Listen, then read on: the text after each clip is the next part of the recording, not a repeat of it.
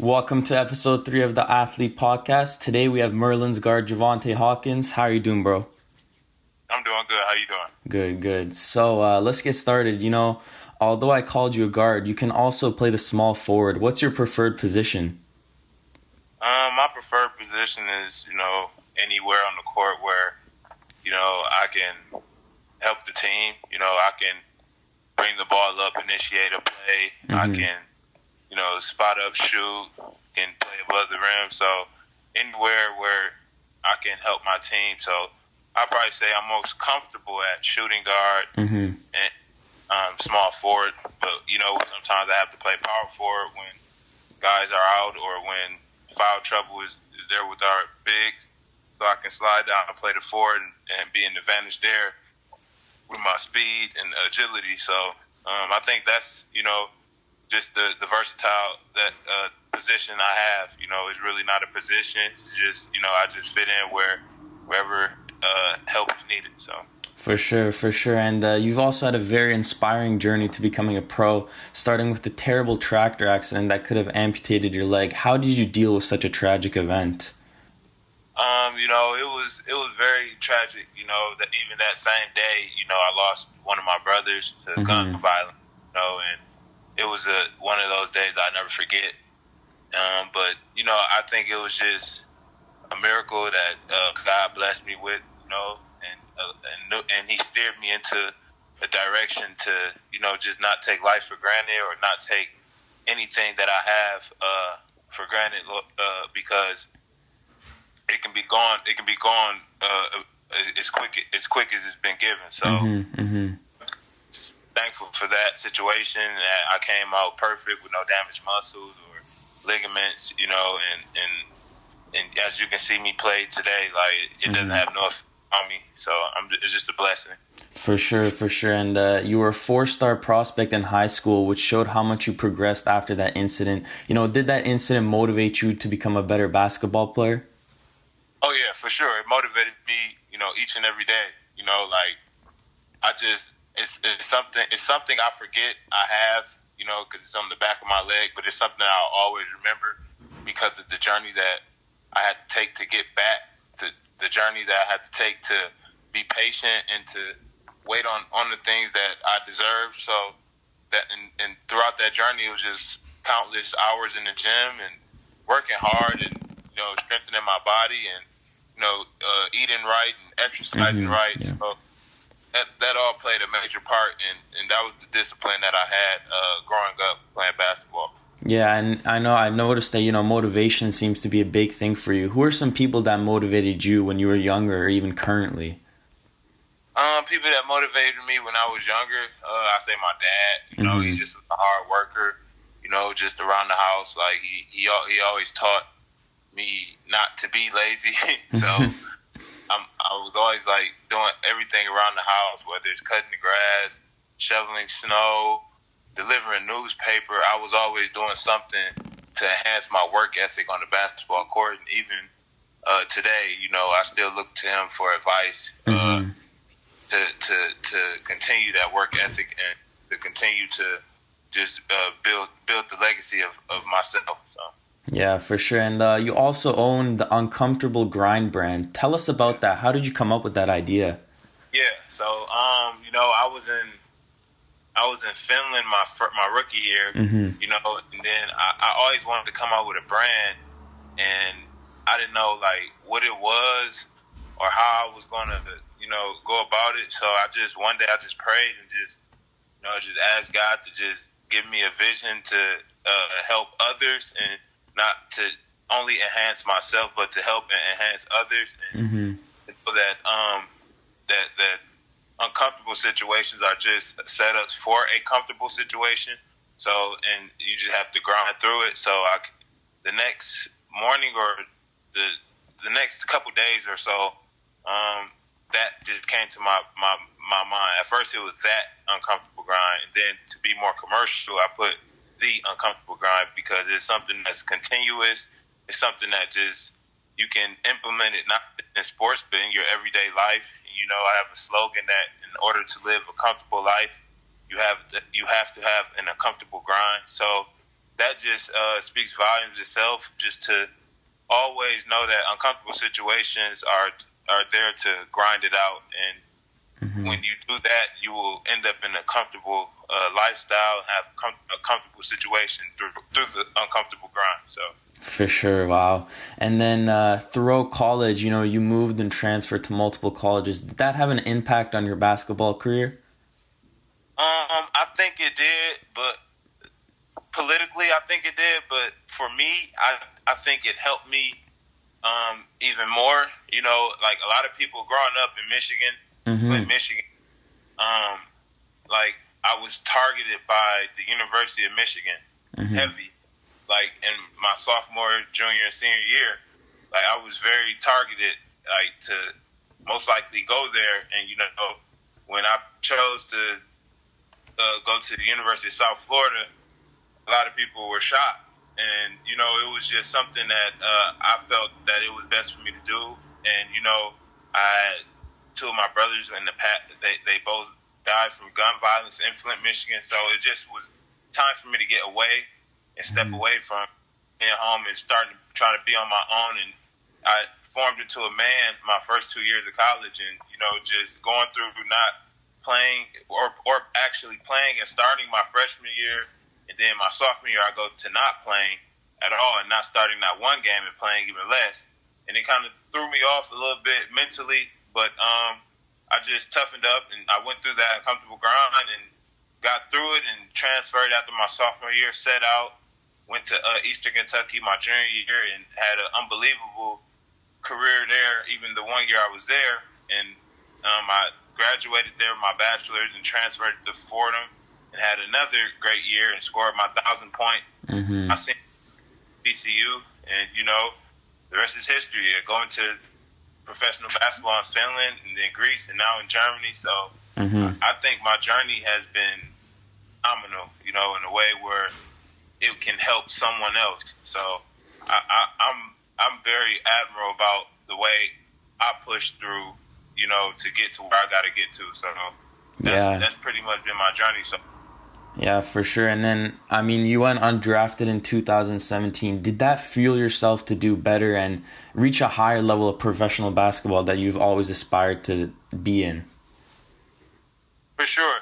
Especially with, going undrafted and growing up having these dreams to play in the NBA, and me being one of the top 20 players in my position, top 10, top 15 actually, in my position in high school, and being a top 100 player, and that everyone has that goal to go to the NBA, but everyone's path is different. I learned, always felt that my name was supposed to be called, but I always know that everybody has a different path to their dream. So I feel and strongly feel eventually I will get there.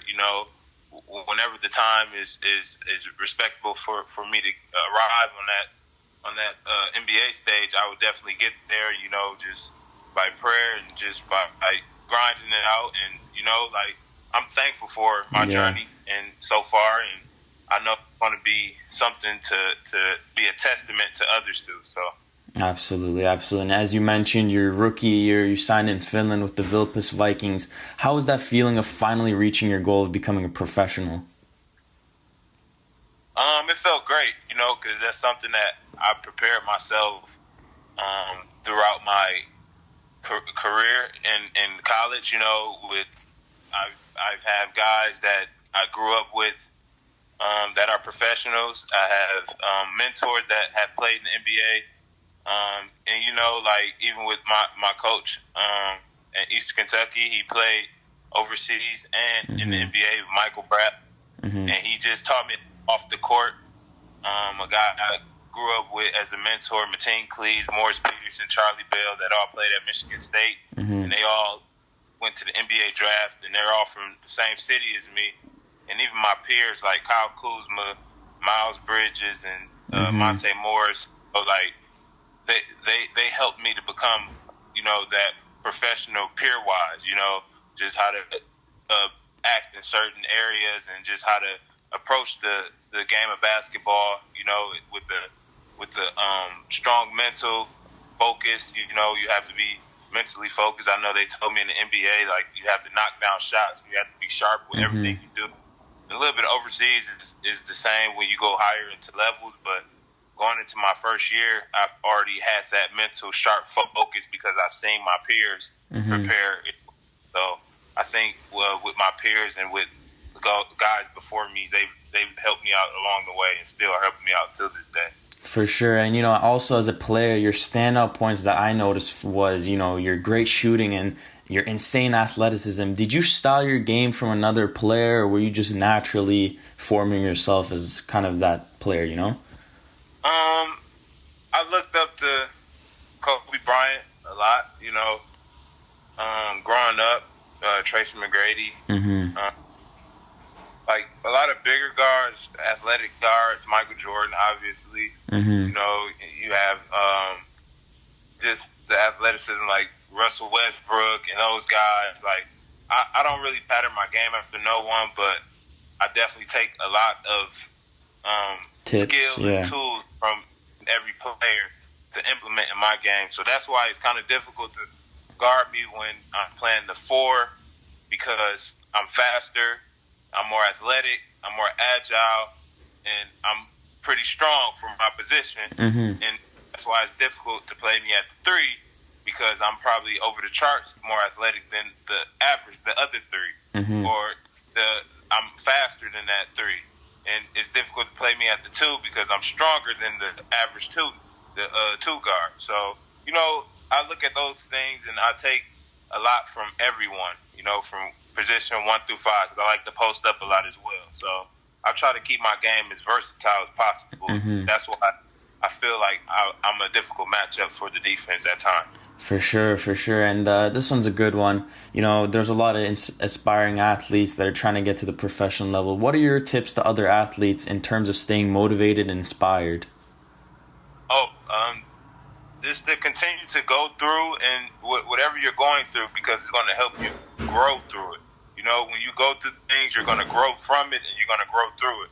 So I've been through the storm with my college career, and I may run into a storm doing professionally, but I have to always stay level-headed and to always keep the faith and always count on and bet on myself first and foremost. Anybody can say anything about you, your game. You can't shoot, you're not fast enough, you're too short.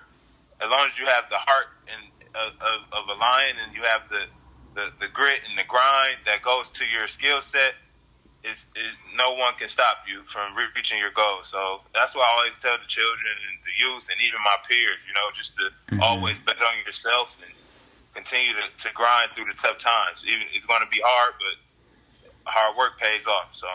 Oh, absolutely. And you faced some great competition throughout your career. Who would you say is the toughest player that you have faced?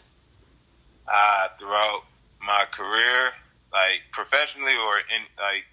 I say professionally, whether that's college, overseas. I say in college, I probably Russ Smith that played for the Louisville and Vanderbilt. He played for Marquette, but guarding Andrew Wiggins in high school was pretty tough. Me and him, we all used to go at it. Shout out to him. He played for the Warriors now, so playing against Andrew was probably the toughest because of how he's long and athletic. I'm long and athletic, so I think. And on the professional level, I'd probably say. I really haven't ran into nobody that just was. Yeah, I see what you're saying for sure. Yeah, but I haven't ran into nobody that really challenged you like Andrew Wiggins. Yeah, that gave me problems. Yeah. So, but it's definitely some great guys out here that can play. For sure. And obviously, before games, a player experiences stress. How do you deal with that stress when you're about to play a big game? That nervousness, something like that. Just like I said, man, it sounds so cliche, but just bet on yourself.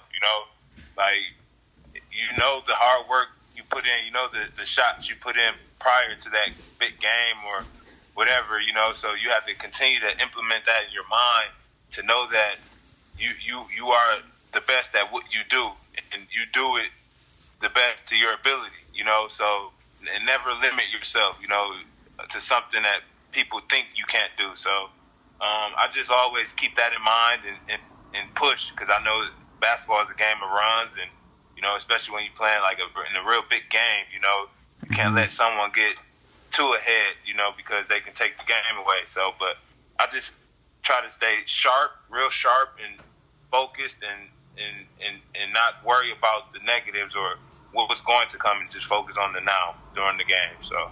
For sure. And then final question for you, you know, throughout your career, you must have had some amazing moments. Which one has been your favorite so far? Throughout my career, I would say my first year going into when I was in the top pro league in Finland, I went to the finals.